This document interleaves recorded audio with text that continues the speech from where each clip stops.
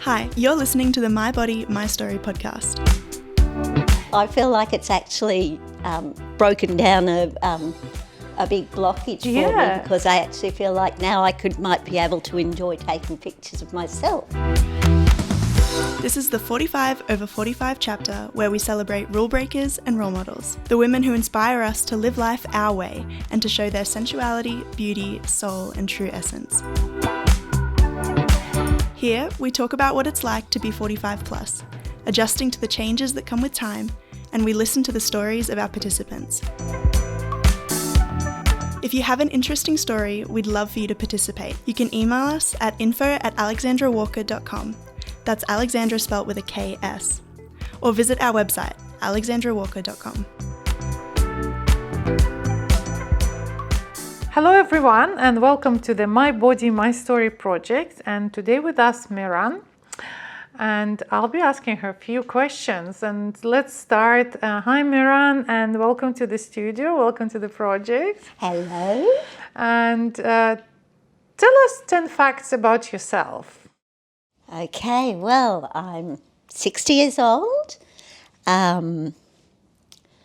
I grew up in Australia. I was born in Sydney, and I've lived in Sydney most of my life, apart from spending about 10 years up on the Sunshine Coast near Noosa.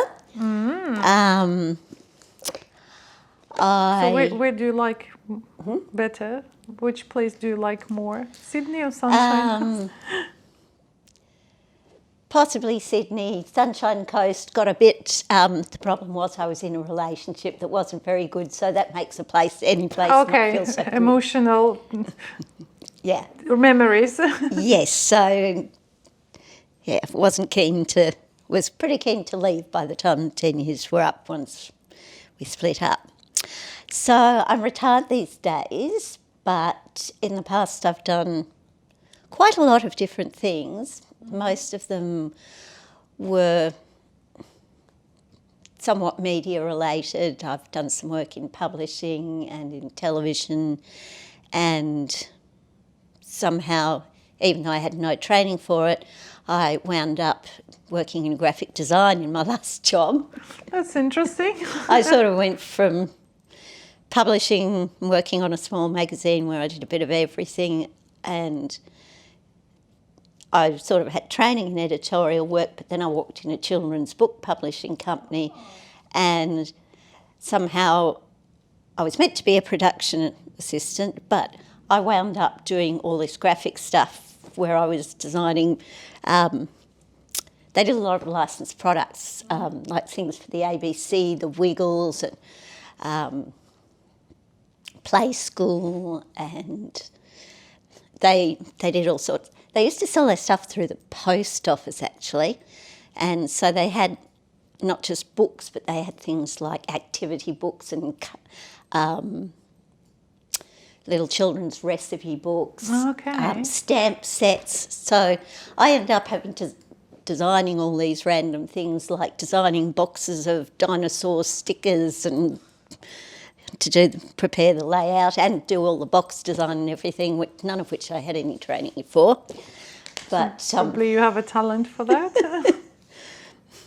Creative talent. It's probably not my best talent, but that was what I was doing. And then I wound up working on a local magazine where I did a lot of everything, but it was mostly graphic design too. And then I went back to university for a while and studied anthropology, which I absolutely loved. Anthropology? Interesting. Yes. I actually wish I'd discovered it much earlier in my life.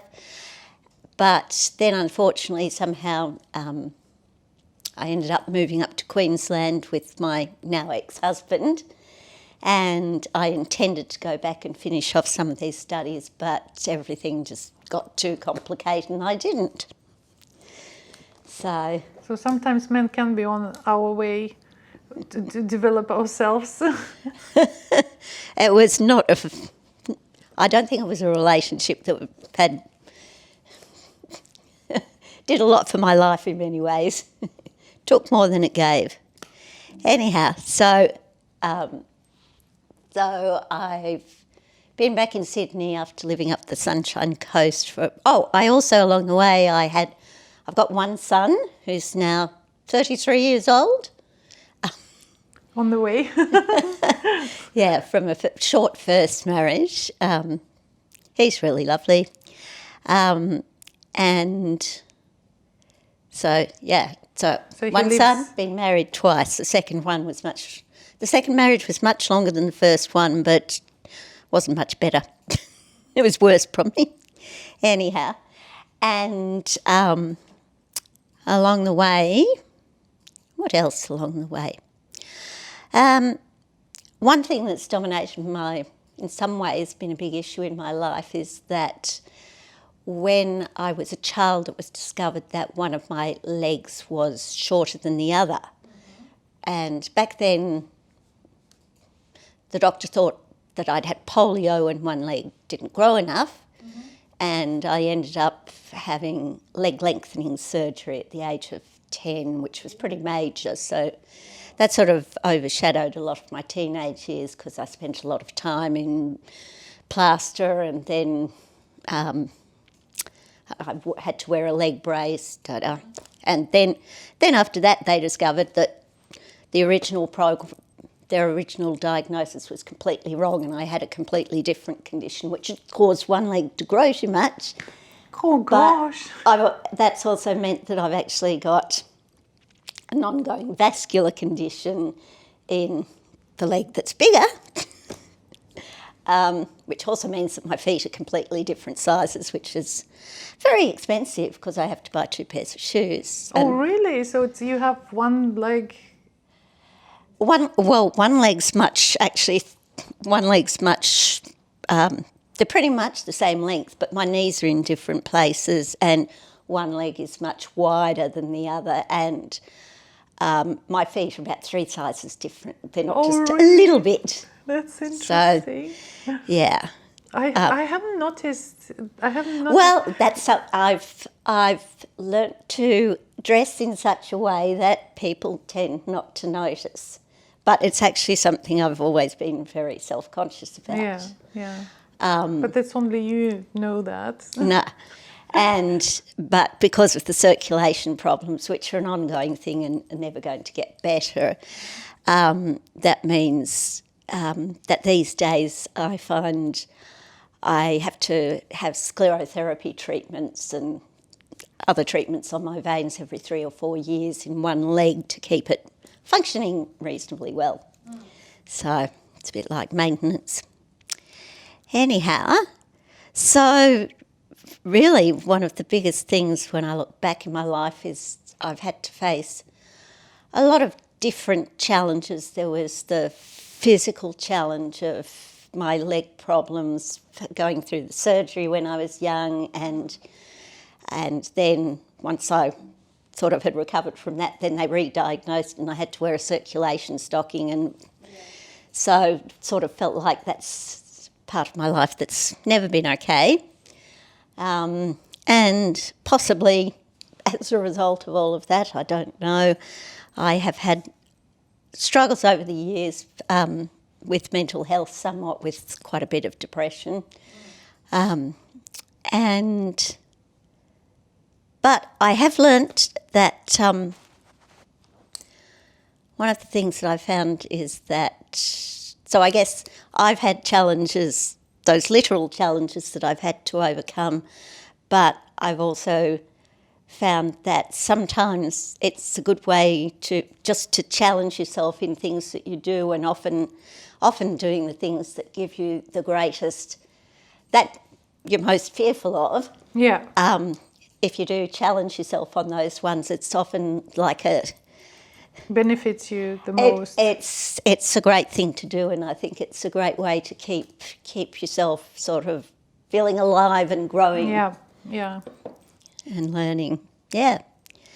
So, and that's an example of a couple of things like that I've done over the years is one stage when my son was small, I decided to go and get my motorbike licence because I'd always fancied riding a motorbike, but it was exceptionally difficult for me because I never learnt to ride a bicycle when I was young, so mentally I had no concept of staying upright on two wheels, which made it really, really hard and took me an awful long time to get the licence because it was difficult for me, but I was But did you get it? very pleased when I got it, and even though I don't have a motorbike anymore, I still have my licence because I'm hardly going to let it go when I work that hard for it. Exactly.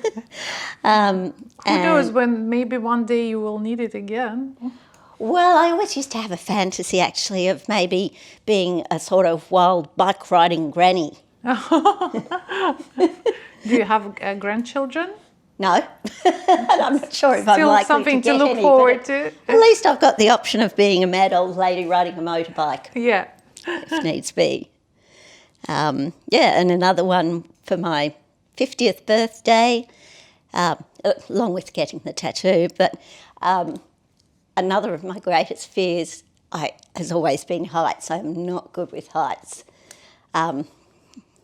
Anyhow, so for some reason, some of my friends contributed to it as a present, but they sort of knew it was something I was thinking about doing. I did a tandem parachute jump. Oh my God.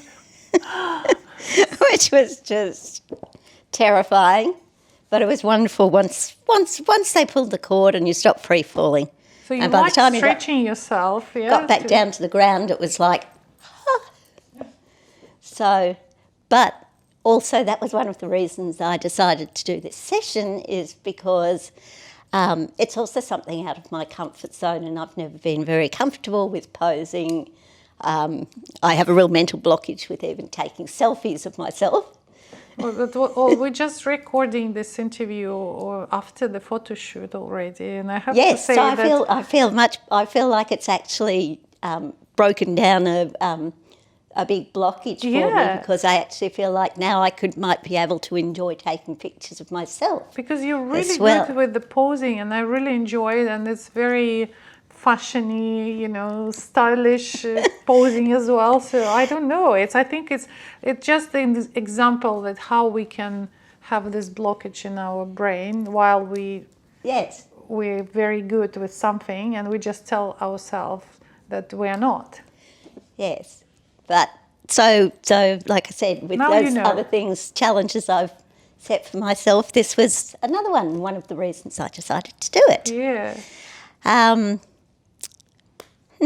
I think they're the main things. Main things about you. Yeah. Okay, so if we move to the aging subject, and so you said you did things for your 50th birthday. What about your 60th birthday? What did you do for yourself on your 60th? Actually, my 60th birthday was pretty much a non-birthday. Okay. So nothing to remember. No, because it was about 3 or 4 years ago that I separated from my ex-husband, and sort of getting through all of that and selling our property up on the Sunshine Coast and moving back to Sydney and finding a place for myself and sort of having to start my life completely over again has been very challenging. And hang on, what was the question? I've forgotten. So what did you do? What special did you do for your 60th? No, I haven't. No, I lie. I forgot. I went to Bali. Oh. Which was somewhere I had never had a particular urge to go, but I needed to go somewhere restorative. And I found this wonderful place called Escape Haven in Bali, which is a sort of luxury women's retreat. So it's like a small boutique-y kind of resorty place, but it's only women and not too many, so it's sort of like a small group, and you all have nice rooms and they feed you lovely food. It's healthy, but it's not like a health resort. Yeah. You get plentiful food. Yeah. They don't sell alcohol, but if anybody wants to bring along a bottle of wine or a drink, that's not a problem either. And they have all sorts of wonderful activities. And actually I did do I forgot about this completely. Funny. While I was there, I managed to go snorkeling with manta rays, which was very exciting. Wow. That was amazing. I jumped out of the boat we were in. I remember jumping out into the ocean. I stuck my head in the water and there was a manta ray, a massive one, like about 10 feet below me. I was nearly on top of it. Gave me a bit of a start. And I climbed up Mount Batur, the volcano, which was a very long haul. Wow. So you were, hiking as well? Yes. Which reassured me that my knee, which is a little bit dodgy, one of my knees, is still functioning well enough if it got me up that. Wow, that sounds good. So what does aging means to you? I think there's a certain sense of relief in being past some of the worst challenges in some ways. Things are still, while I still have challenges in my life, the real getting so emotionally stressed, and there's more stuff that I've been able to let go, which I've really appreciated. And now that I've been in my new place for a while and on my own, I'm actually quite enjoying it. Don't even feel as lonely as I did when I first moved in. Oh, that's the thing I forgot to mention. I've got 2 little dogs. What's the breed? They're miniature schnoodles. So Aw. that might be part of one of the reasons I don't feel so lonely. Yeah. I just started with one and then I got another who's only 5 months old. So she's a bit of a challenge at the moment. But they're lots of fun. They're very sweet. But if you could go back in any age, what it would be, and why, and what advice would you give yourself at this age? Okay. When I thought about that one, I thought to myself, I don't really think there is any age I would want to go back to. I really don't. I've met a lot of people who say they had a wonderful time at school and wish they could go back to this or that. But I don't think there's ever been much I've wished I could go back to. So you're enjoying your age? I do have one little memory of when I was young, waking up one morning and just feeling this pure joy of being alive, and I was so excited because the sun was shining and I rushed to the back door and I could see the dewdrops on the grass, and it was just this feeling of just really simple joy in the aliveness of everything. That's the only moment that I would ever want to go back to, but it's sort of like a feeling I've been trying to recapture, and slowly feel like I'm getting back towards recapturing some of that. It's sort of a bit like going full circle and refinding or re-establishing the sort of playfulness and that you have as a child, which it's not so heavy and weighted with all the stuff of life, and you can more easily be a part of life and enjoy things. And I think that's something that does change for a lot of people with age. Yeah, I think so. You see people, I live in an over 55s complex. When they have their Christmas party, I don't go to a lot of things, but they have a Christmas party each year with a live band. And that's always lots of fun because all these old people from, 55 up to quite elderly, some of them are in their 90s, get up and dance, and even if they're a bit creaky, and they're all just dancing because they're for the fun of it. And it's so different when you're younger and you're out somewhere and people are dancing, but they're all sort of, it's a performance. They're looking at each other, they're out to meet people, things like that. And sounds good. I appreciate that when people are that bit older, that they are more able sometimes to be in the moment and to be a bit more honest, I think. Yeah, I agree. Yeah, like you think, why worry about past it's already gone, and why worry about future? It's not there yet, so just enjoy the moment here and now. Yes.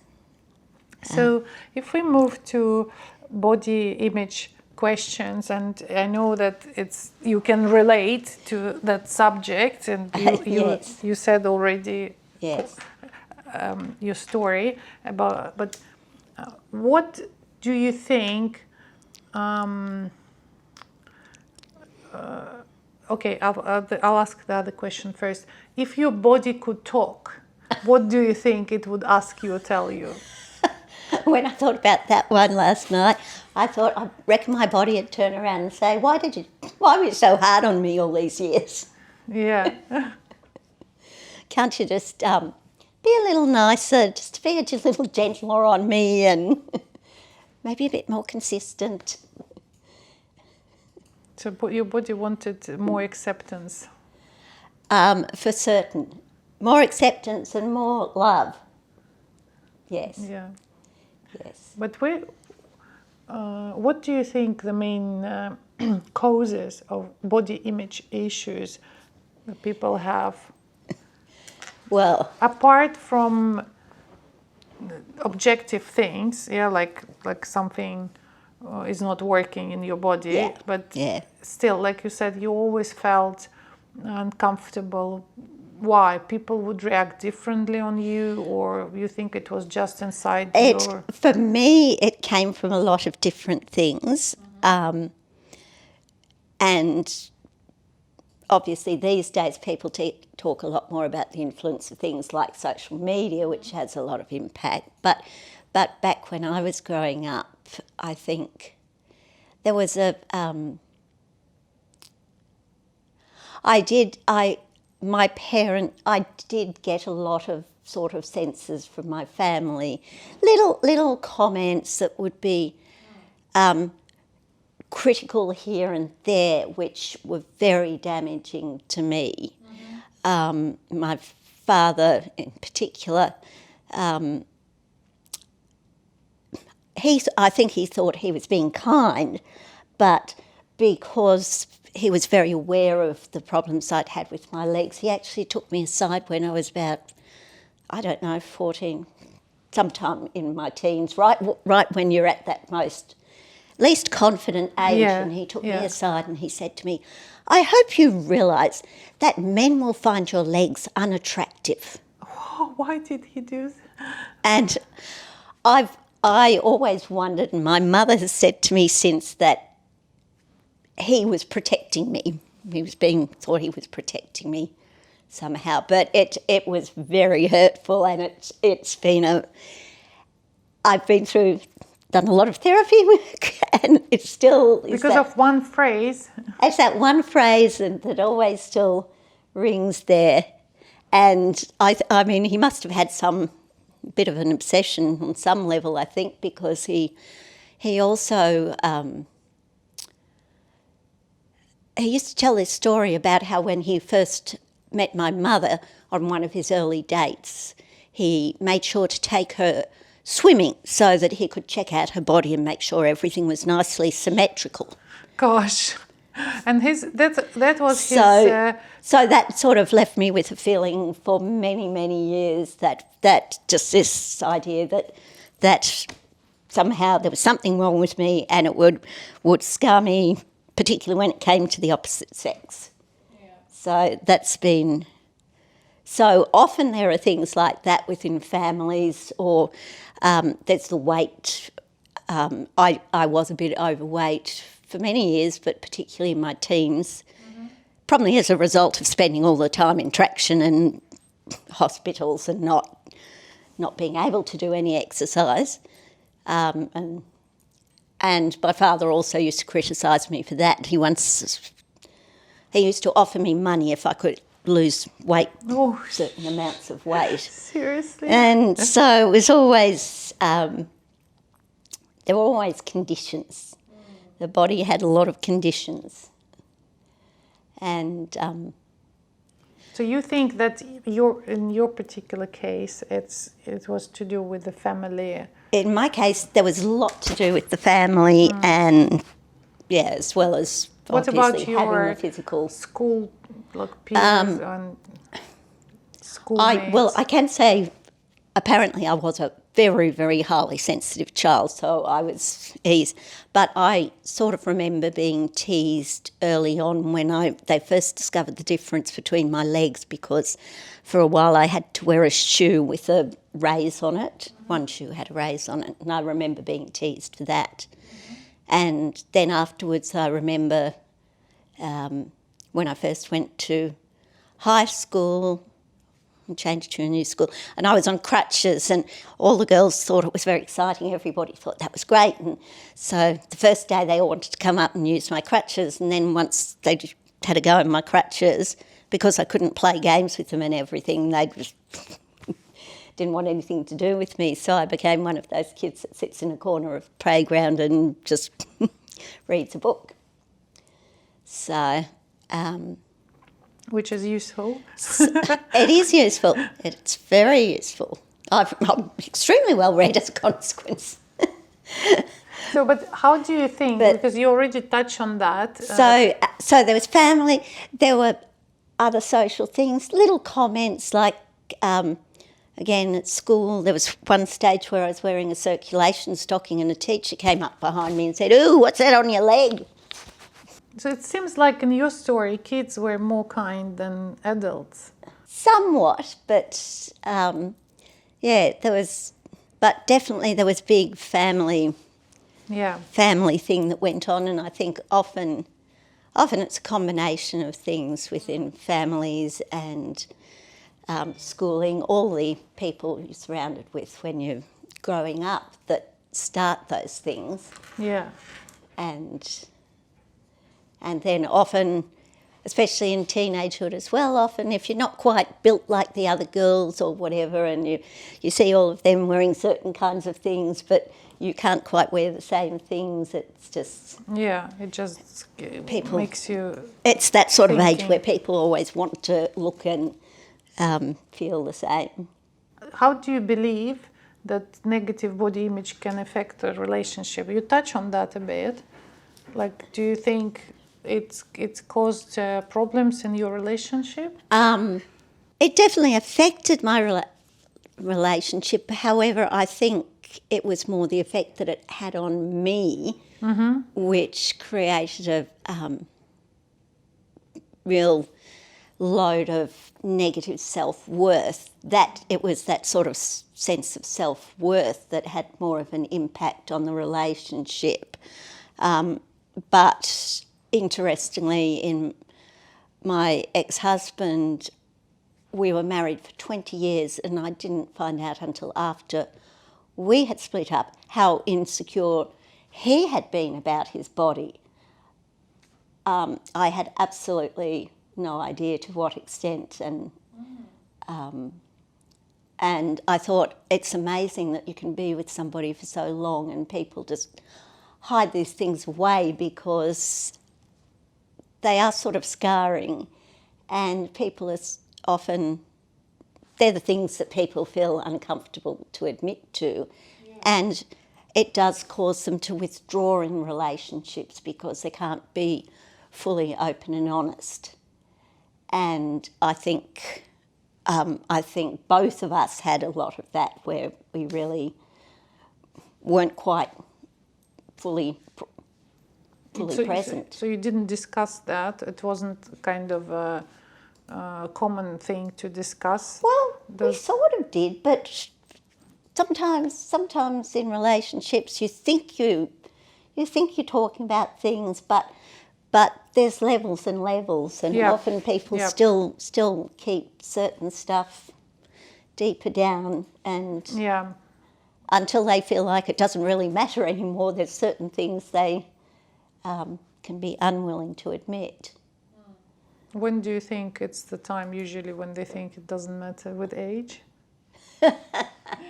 I think certainly with age makes a big difference, but also, for instance, with my ex-husband, certain things he wouldn't have ever told me except unless the relationship was completely over and done with and he thought we'd both moved on. So only then could he admit to certain things. After your relationship Yeah, finished. yeah. But if there'd been any hope of anything, he probably never would have. So you know, it's body image is just so tied in with the sense of security, and it's very hard to have a full, really secure relationship if people can't, at least, even if they've got insecurities about their body, to be able to. It's about bearing yourself, but metaphorically speaking. Yeah. As well as literally. I agree with you. That's an interesting thought. So, how did you overcome these insecurities when they come up when you were younger, and how do you do it now? What's the difference? Well, when I was younger, often I just used to withdraw from things. I wouldn't take part in certain sports or activities because I felt that I couldn't. I wasn't able to move in the way the other girls moved, or you know, certain things as a result of my surgery. Well, during the photo shoot, you moved really well. Well, the bizarre thing was I was always hyper-flexible. Sometimes I've wondered if the doctor put one of my legs back the wrong way because one's extra flexible. But also I did find during my teens, when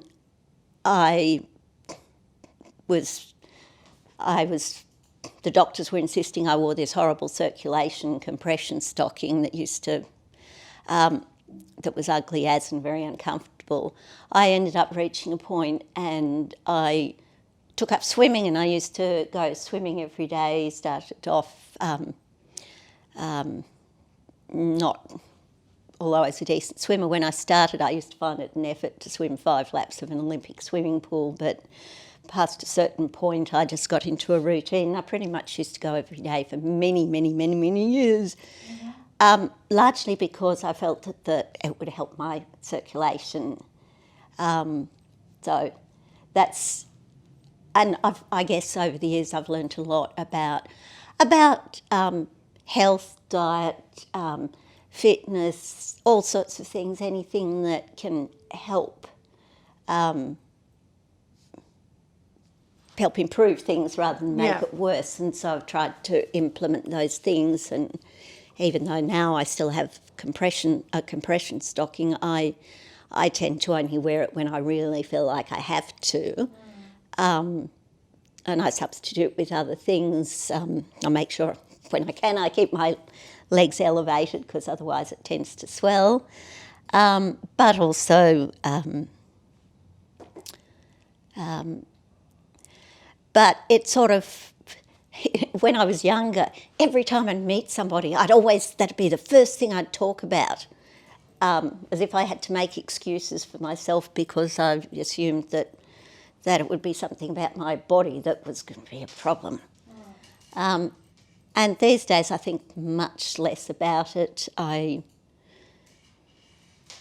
just don't think too much about it, but also over the years I've gotten used to certain ways of dressing, little tricks and things that I use, which help to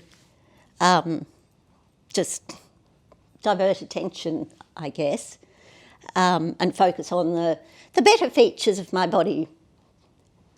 Because I've got really long legs, turned out I ended up with a bonus inch or so. So I've got extra long legs, so that I can highlight that by wearing leggings and you could have been a model. Tall boots or things. I found sometimes in summer, even if you, particularly if my leg's getting a bit swollen or it's not looking so good, or I have to wear my stocking, often it'll be a really good look. I can wear a really cool summer dress with, say, a pair of cowboy boots, which hides the stocking if I'm wearing it, or if my ankle's getting puffy, at least it's not so much on show. Yeah. So you have tricks. I have lots of little tricks. I've built up a big repertoire of tricks over the years. Yeah. It just that's why you're so creative. So you have to be creative with the with the problem solving. But what I've learnt over the years is, by and large, people don't notice. Exactly. People don't walk up to you and hone in on a certain feature. Oh my God, look at those legs. One leg's thicker than the other. I mean, they might if I walked around with a mini skirt and I don't know, but was putting everything on show. But if I did what I used to do, which was tell everybody. But if you just, by and large, people just don't notice half the things that. I think that's the thing that happens with ageing too. You start realising that hell of a lot of the stuff you focus on, you look in the mirror and you see, oh no, there's a blackhead there. Oh, there's this, there's that. Or I'm looking a bit bloated today. Most of this stuff people don't notice. I think people more worried about themselves and than how somebody else looks, and they may not even, notice the obvious things because they're. And as people get older, you realise that what is beautiful and attractive in people of whatever sex is usual has a lot more to do with what's inside. Yes. I have an aunt who recently died, and I visited her a couple of weeks before she, just before her death, and she'd been ill for some time, and she was still being cared for at home by her daughter and granddaughter, and she was bedbound, and she sort of kept dozing off and things, but. I mean, she was lucky that she hadn't had any dementia, even though she's been quite ill. But there was something about her, and I went in and she just looked at me and smiled. And I thought, she looks more beautiful now than she ever has, despite the fact that she was old and those changes, because it was the person that she was. She was a really lovely person who just loved people. Yeah. Cared for people, and she was joyous and a very positive person, and it was genuinely like the beauty of her soul was becoming stronger as her body became weaker. Yeah. And I've only seen that on occasions, but when you do really see it, it's so striking. And I sort of think on the whole, as we become older, that you start recognising or being a little more attuned to those sort of things and looking for those qualities in other people and appreciating them far more than anything to do with literal body image or. Yeah, I think so. Or the close people, like your son or your parents, they don't care how you look.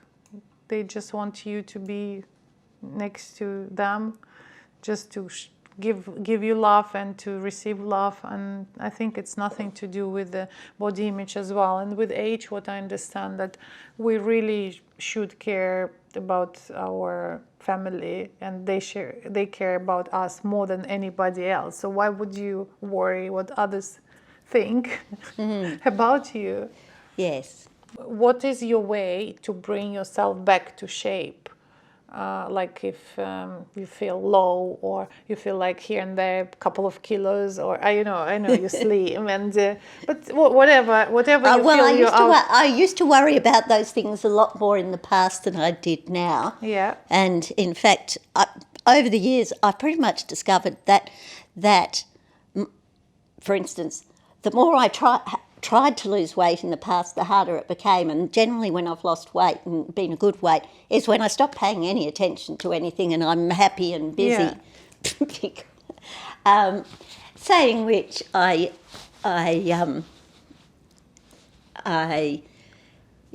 do like to eat relatively healthy food, and I know what good meals constitute in, so I have had times where I've realised that needed to focus on eating better and things like that. Although I Yeah. found, again, as I've become older, it's become more like I need to focus on the quality of my meals for nutritional purposes rather than anything to do with body image, Yeah.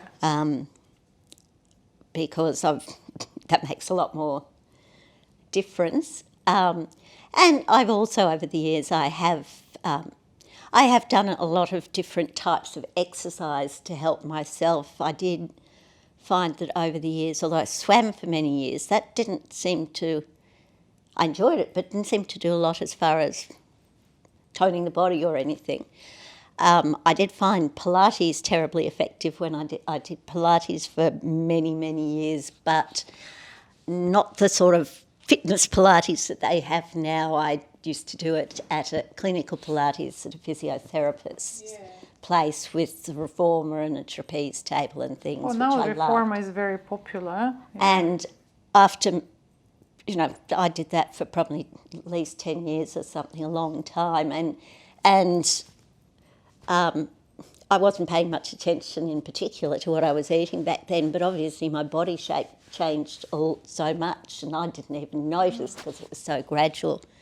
Because I remember one day going somewhere and a friend said, "Look at your arms, they're so toned, and Yeah. oh, they've got this amazing shape." And I'm like, oh, okay, never noticed.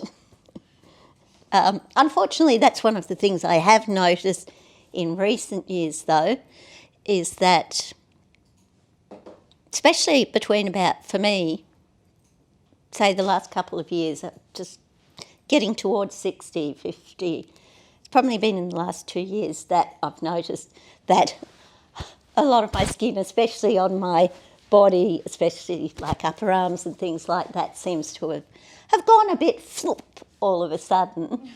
And there's only so much you can do for that with exercise, which is a bit sad. But I still try and do, and I've changed the sort of exercises I'm doing at the moment. I'm doing a special bone density weight training program. Oh, that's interesting. Twice a week, which is meant to be very effective, because my bone density is a bit borderline.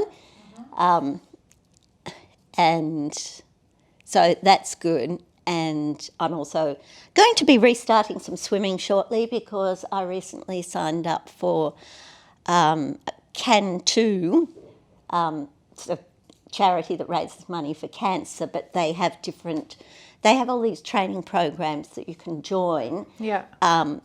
And the quality of the training is amazing, and apparently it's a really good way to meet people and make friends as well as getting fit.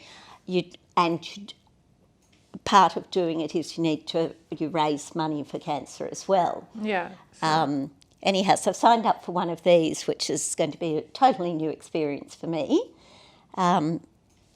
So that program begins very shortly, early November, which means I have training once a week in a swimming pool and once a week in the ocean, because it's training for a 1 kilometre ocean swim. Oh, wow. So that will be exciting. I have done some ocean swimming, but after living in Queensland, I've been a bit wimpy about getting into the cold water. So I figure I need to restart in summer, and then maybe I can keep going. But or you can use thermo. Well, yes, that's another good option. Yeah.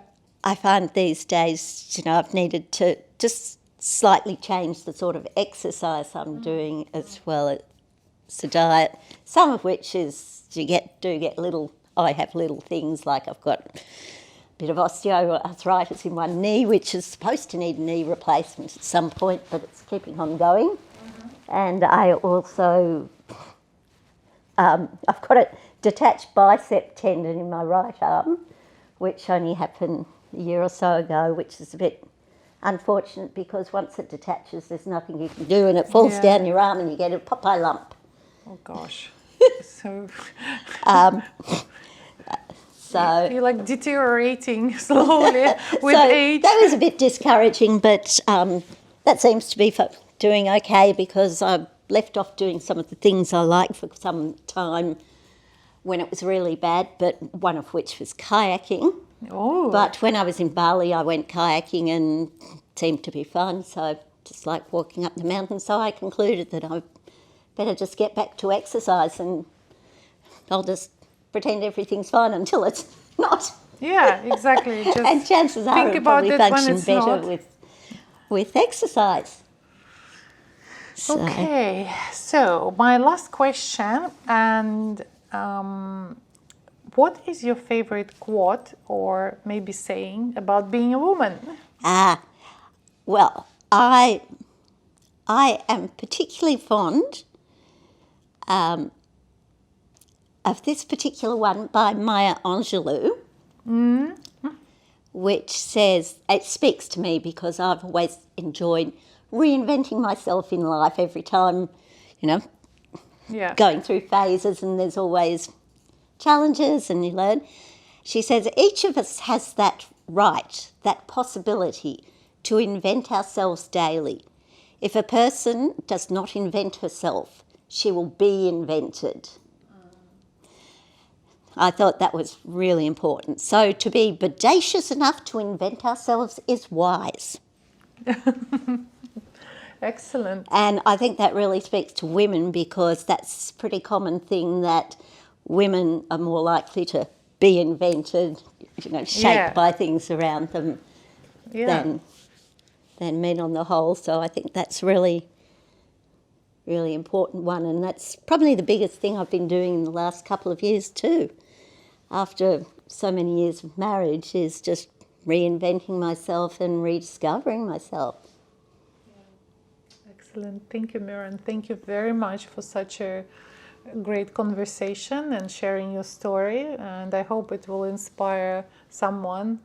So if, as they say, if you could do it, anyone can do it. Exactly, yes. So, well, thank you very much, Alexandra. It's been a fabulous day. Thank you. If you have an interesting story, we'd love for you to participate. You can email us at info@alexandrawalker.com. That's Alexandra spelt with a KS. Or visit our website, alexandrawalker.com.